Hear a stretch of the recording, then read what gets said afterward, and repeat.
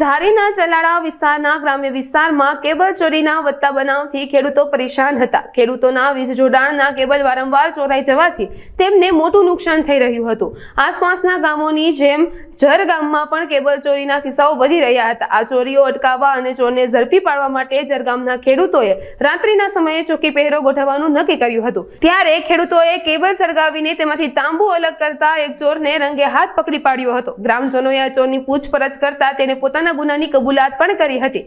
આખરે ખેડૂતોએ ચોરને ચલાળા પોલીસને સોંપી દીધો હતો।